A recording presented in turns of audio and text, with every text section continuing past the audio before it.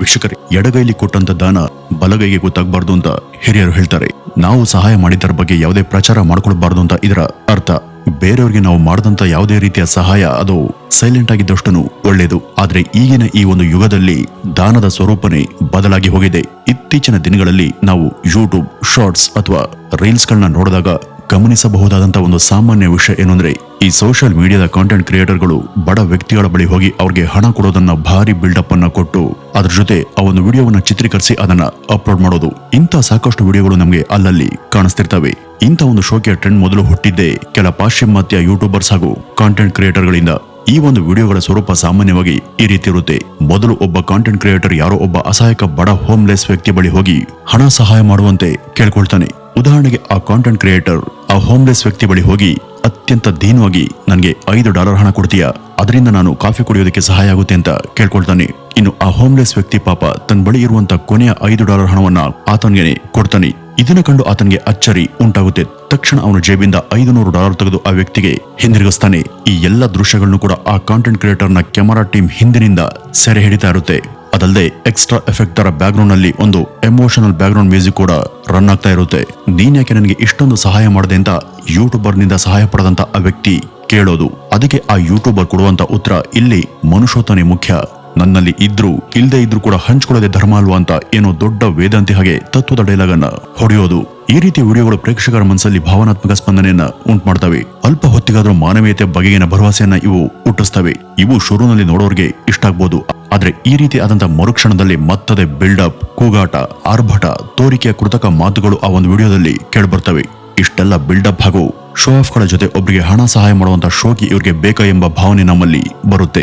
ಈ ರೀತಿ ವಿವಿಧ ಬಗೆಯ ಸಾಮಾಜಿಕ ಪ್ರಯೋಗಗಳು ಅಂದ್ರೆ ಸಾರ್ವಜನಿಕವಾಗಿ ವಿವಿಧ ಕೆಲಸ ಕಾರ್ಯಗಳಲ್ಲಿ ಬ್ಯುಸಿ ಇರುವಂತಹ ಜನರ ಮಧ್ಯೆ ವಿಚಿತ್ರವಾಗಿ ವರ್ತಿಸಿ ಅವರ ಪ್ರತಿಕ್ರಿಯೆಗಳನ್ನ ಸೆರೆ ಹಿಡಿಯುವುದು ಹಾಗೂ ಅದರಿಂದ ನೋಡುಗರ ಅಭಿಪ್ರಾಯ ಬದಲಾಗುವಂತೆ ಮಾಡೋದು ಇವರ ಉದ್ದೇಶ ಆಗಿತ್ತು. ಉದಾಹರಣೆಗೆ ಯಾರೋ ಒಬ್ಬ ಅಪರಿಚಿತ ಹಾಗೂ ಅಸಹಾಯಕ ವ್ಯಕ್ತಿ ಬಳಿ ಹೋಗಿ ವಿಚಿತ್ರವಾಗಿ ಪ್ರಶ್ನೆಯನ್ನ ಕೇಳೋದು, ಸಾರ್ವಜನಿಕ ಸ್ಥಳದಲ್ಲಿ ಕಾರಣ ಇಲ್ಲದೆ ಅಸಂಬದ್ಧವಾದಂತಹ ವಾದ ವಿವಾದವನ್ನ ನಾಟಕೀಯವಾಗಿ ಪ್ರದರ್ಶನ ಮಾಡೋದು. ಕೊನೆಯಲ್ಲಿ ಇದರಿಂದ ಆ ಜನಕ್ಕೆ ತಲೆ ಕೆಟ್ಟು ಅವರು ಕೋಪ ಮಾಡ್ಕೊಂಡ್ರೆ, ಬ್ರೋ ಇದು ಕೇವಲ ಜೋಕ್, ಅಲ್ಲಿ ಕ್ಯಾಮ್ರಾ ಇದೆ ನೋಡಿ, ಇದು ಸುಮ್ನೆ ತಮಾಷೆಗೆ ಅಂತ ಹೇಳ್ತಾ ಅವ್ರಿಗೆ ತಿಳಿಸೋದು. ಇವೆಲ್ಲ ಶುರುನಲ್ಲಿ ವೈರಲ್ ಆದಾಗ ಹೊಸ ಬಗೆಯ ಕ್ರಾಂತಿಯನ್ನು ಉಂಟು ಮಾಡಿದ್ರು ಕ್ರಮೇಣ ಸೋಷಿಯಲ್ ಮೀಡಿಯಾ ತುಂಬಾ ಇವೇ ತುಂಬ ಹೋದಾಗ ಇದೊಂದು ಸ್ಕ್ಯಾಮ್ ಅಥವಾ ಸಮೂಹ ನಿಂತ ವೀಕ್ಷಕರಿಗೂ ಗೊತ್ತಾಗೋದಕ್ಕೆ ಶುರುವಾಯಿತು.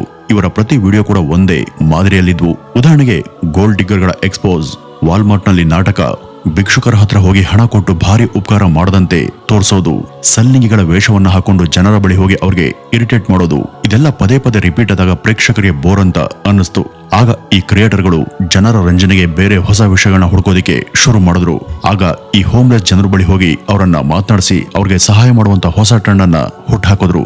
ಈ ಹೋಮ್ಲೆಸ್ ಜನ ಎಲ್ಲ ದೇಶಗಳಲ್ಲೂ ಕೂಡ ಕಂಡು ಬರ್ತಾರೆ. ಅದು ಮುಂದುವರೆದಂತ ದೇಶ ಇರಲಿ, ಬಡ ದೇಶ ಇರಲಿ, ಅಥವಾ ನಮ್ಮಂತೆ ಮುಂದುವರಿತಾ ಇರುವಂತ ದೇಶನೇ ಆಗಿರ್ಲಿ, ಅಲ್ಲೆಲ್ಲ ದೀನ ಹಾಗೂ ನಿರ್ಗತಿಕರ ಜನರ ಒಂದು ಪ್ರತ್ಯೇಕ ವರ್ಗನೆ ಇದ್ದೇ ಇರುತ್ತೆ. ಈ ರೀತಿ ಇಂಥ ಜನರನ್ನೇ ತನ್ನ ಕಾಂಟೆಂಟ್ಗೆ ಮೊಟ್ಟ ಮೊದಲು ಸಕ್ರಿಯವಾಗಿ ಬಳಸ್ಕೊಂಡವರು ಅಂದ್ರೆ ಅದು ವಿಟಾಲಿ ಅನ್ನುವಂತ ಅಮೆರಿಕನ್ ಯೂಟ್ಯೂಬರ್. 2013ರಲ್ಲಿ ಇವರ extreme homeless man makeover ಅನ್ನುವಂತ ಒಂದು ವಿಡಿಯೋ ಆಗ ಪ್ರಕಟ ಆಯಿತು. ಅದರಲ್ಲಿ ಆತ ಆ ಹೋಮ್ಲೆಸ್ ವ್ಯಕ್ತಿಗೆ ಅವನ ಕೂದಲನ್ನ ಕತ್ತರಿಸಿ ಒಳ್ಳೆ ಬಟ್ಟೆಯನ್ನ ಕೊಟ್ಟು ಅವನನ್ನ ಕ್ಲೀನ್ ಮಾಡಿ ಆ ವ್ಯಕ್ತಿಗೆ ಹೊಸ ಜೀವನವನ್ನ ಕೊಟ್ಟಂತೆ ತೋರಿಸಿದ್ರು.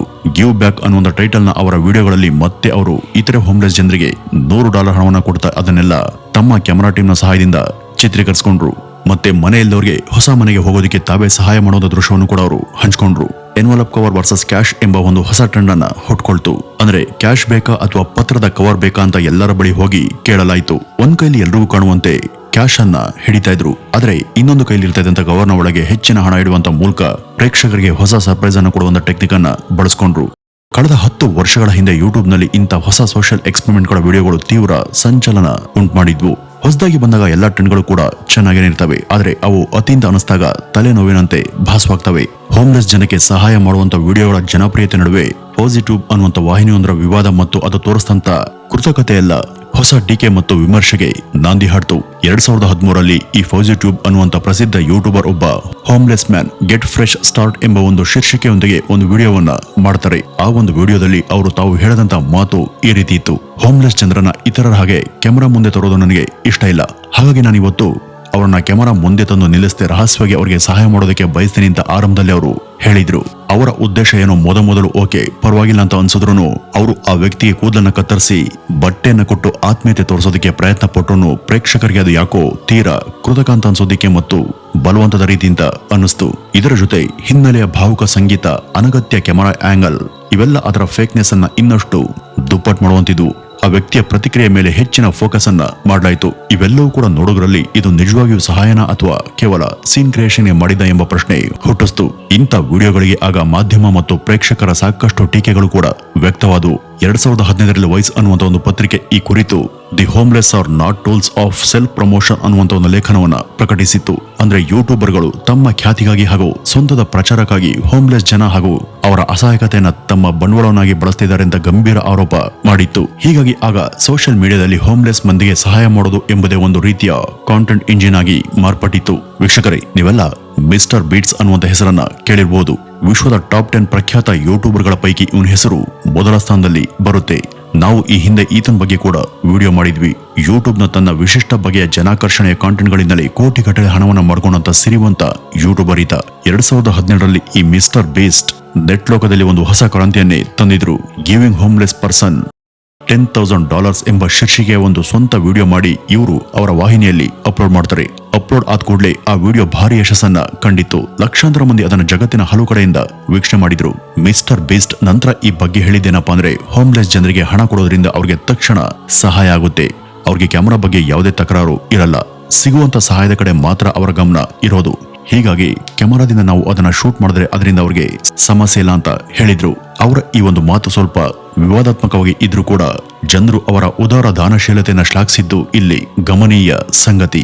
ಮಿಸ್ಟರ್ ಬೀಸ್ಟ್ ಬಗ್ಗೆ ವಿಶೇಷವಾಗಿ ಇಲ್ಲಿ ಹೇಳುವುದಾದ್ರೆ, ಆ ವ್ಯಕ್ತಿ ಅಪರಿಚಿತರ ಬಳಿ ಹೋಗಿ ಅನಾಮತ್ತಾಗಿ ಅವ್ರಿಗೆ ಸಾವಿರಾರು ಹಾಗೂ ಕೆಲವು ಸಲ ಲಕ್ಷಾಂತರ ಡಾಲರ್ ಮೌಲ್ಯದ ಹಣವನ್ನ ಚೆಲ್ತಾರೆ. ಇಷ್ಟೆಲ್ಲ ಹಣ ಇವ್ರ ಹತ್ರ ಎಲ್ಲಿಂದ ಬಂತು? ಈ ಹಣದ ಸಂಪಾದನೆ ಮೂಲ ಯಾವುದು? ಇಷ್ಟೊಂದು ಹಣವನ್ನ ಇವರು ಯೂಟ್ಯೂಬ್ನ ತಮ್ಮ ಕಾಂಟೆಂಟ್ ನ ವಿಡಿಯೋಗಳ ಪ್ರಚಾರದಿಂದ ಗಳಿಸೋದು ಅಂತ ನಿಜವಾದ್ರೆ ಇದನ್ನ ಹೀಗೆ ಲೆಕ್ಕಪತ್ರ ಇಲ್ಲದೆ ಜನರಿಗೆ ಹಂಚುವಂತದ್ದು ಅವ್ರಿಗೆ ಯಾಕೆ? ಬರೋದನ್ನೆಲ್ಲ ಜನಕ್ಕೆ ಕೊಟ್ರೆ ಅವ್ರಿಗೆ ಕೊನೆಗೆ ಏನ್ ಉಳಿಯುತ್ತೆ? ಅವರ ಜೀವನದ ಇತರ ಅವಶ್ಯಕತೆಗಳನ್ನ ಹಾಗೂ ಸ್ವಂತ ಖರ್ಚುಗಳನ್ನ ಈ ಮನುಷ್ಯ ಹೇಗ್ ನಿಭಾಯಿಸ್ತಾನೆ ಅನ್ನುವಂತ ಹಲವು ಪ್ರಶ್ನೆಗಳು ನೋಡುಗರಲ್ಲಿ ಉದ್ಭವ ಆಗಿದ್ವು. ಕೆಲವು ಚಾಲೆಂಜ್ಗಳನ್ನ ಮುಂದೆ ಇಟ್ಟು ಅವುಗಳಲ್ಲಿ ಒಂದೇ ಸಲಕ್ಕೆ ಯಾರಾದ್ರೂ ಗೆದ್ರೆ ಅವ್ರಿಗೆ ಲಕ್ಷಾಂತರ ರೂಪಾಯಿ ಬೆಲೆಯ ಪ್ರೈಸ್ ಮನಿಯನ್ನ ಕೊಡೋದಾಗಿ ಅವ್ರು ಮಾಡಿದಂತ ಹಲವಾರು ವಿಡಿಯೋಗಳು ಅವರ ವಾಹಿನಿಯಲ್ಲಿ ಬೇಕಾದಷ್ಟು ಲೈವ್ ಆಗಿದ್ದಾವೆ. ಆದ್ರೆ ಎಲ್ಲ ದಾನಗಳ ಹಿಂದೆ ಇರುವಂತ ಅಸಲಿ ಕಥೆನೇ ಬೇರೆ ಇದೆ. ಆ ವ್ಯಕ್ತಿ ನಿಜಕ್ಕೂ ಇಷ್ಟು ಹಣವನ್ನ ಯಾರಿಗೂ ಕೊಡೋದಿಲ್ಲ.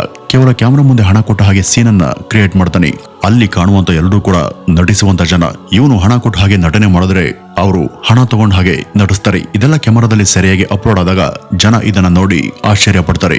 ಈತ ಹಣ ಕೊಡುವಂತೆ ಮಾಡುವಂತ ನಾಟಕದ ಮೂಲಕ ಇವನು ಸ್ವಂತವಾಗಿ ಹಣವನ್ನ ಮಾಡ್ಕೊಳ್ತಾನೆ ಹೊರತು ಯಾರನ್ನು ಕೂಡ ಶ್ರೀಮಂತರನಾಗಿ ಮಾಡಲ್ಲ. ಅವರು ಹಾಕೋದೆಲ್ಲ ನಕಲಿ ವಿಡಿಯೋಗಳು ಅಂತ ಅವನ ಜೊತೆ ಕೆಲಸ ಮಾಡುವಂತ ಟೀಮ್ನವರೇ ಹೇಳ್ಕೊಂಡಿದ್ದಾರೆ. ಇಷ್ಟು ಕಳಪೆ ಲೆವೆಲ್ನ ಪ್ರಚಾರ ಪ್ರಿಯ ಬುದ್ಧಿ ಇವ್ರಿಗೆ ಬೇಕಾ?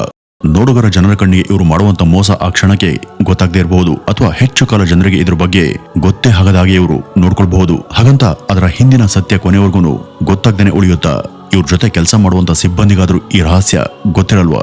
ಅವರಿಂದ ಮುಂದೆ ಜನಕ್ಕೂ ಗೊತ್ತಾದ್ರೆ ಹೇಗೆ ಅನ್ನುವಂತ ಸಣ್ಣ ಕನ್ಸರ್ನ್ ಕೂಡ ಇವ್ರಿಗೆ ಇರೋದಿಲ್ವಾ? ತಾವೇನೋ ಭಾರಿ ಉದಾರಿಗಳು ಅನ್ನೋ ತರಹ ಅವ್ರಿಗೆ ಹಣ ಕೊಟ್ಟಂತೆ ಮಾಡಿ ನಟಿಸಿ ತಾವು ಪ್ರಚಾರವನ್ನ ಗಿಟ್ಸ್ಕೊಂಡು ಅದರಿಂದ ಬರುವಂತ ಹಣ, ಖ್ಯಾತಿಯಿಂದ ಸಿಗುವಂತ ವಿಶ್ವದ ಬೆಸ್ಟ್ ಕಾಂಟೆಂಟ್ ಕ್ರಿಯೇಟರ್ ಅನ್ನುವಂತ ಟೈಟಲ್ ಅವ್ರಿಗೆ ನಿಜಕ್ಕೂ ಆತ್ಮಸಂತೃಪ್ತಿಯನ್ನ ತರುತ್ತಾ? ಅವರ ಒಳದನಿ ಈ ಬಗ್ಗೆ ಅವರನ್ನ ಪ್ರಶ್ನೆ ಮಾಡೋದಿಲ್ವಾ? ವೀಕ್ಷಕರೇ, ಈಗ ನಾವಿಲ್ಲಿ ಹೇಳೋದು ಇಷ್ಟೇ. ಜನರಿಗೆ ಸಹಾಯ ಮಾಡೋದಕ್ಕೆ ಬಯಸುವ ಹಾಗೂ ತಮ್ಮ ವಾಹಿನಿಯ ಜನಪ್ರಿಯತೆಯಿಂದ ಬಹುಬೇಗ ಸಾಕಷ್ಟು ಹಣವನ್ನು ಗಳಿಸಿಕೊಂಡಂತ ಇಂಥ ಸಿರಿವಂತ ಕ್ರಿಯೇಟರ್ಗಳು ನಿಜವಾದ ದಾನ ಸಂಸ್ಥೆಗಳ ಜೊತೆಗೂಡಿ ಕೆಲಸ ಮಾಡಿದ್ರೆ ಮನೆ ಇಲ್ದವ್ರಿಗೆ, ಬೀದಿ ಬದಿಯಲ್ಲಿ ವಾಸ ಮಾಡೋರಿಗೆ, ಈ ರೀತಿ ಅಸಹಾಯಕ ದೀನ ದಲಿತರಿಗೆ ವ್ಯವಸ್ಥಿತವಾಗಿ ಒಂದು ದೀರ್ಘಕಾಲದ ಪರಿಹಾರವನ್ನ ಒದಗಿಸಬಹುದಲ್ವಾ? ಹೀಗಾಗಿ ಒಳ್ಳೆ ಕೆಲಸವನ್ನ ಚಿತ್ರೀಕರಿಸೋದು ತಪ್ಪಲ್ಲ, ಆದರೆ ಅದು ಕೇವಲ ಪ್ರಚಾರಕ್ಕಾಗಿ ಅಲ್ಲದೆ ಸತ್ಯದ ನೆರವಿಗಾಗಿ ಆಗ್ಬೇಕು.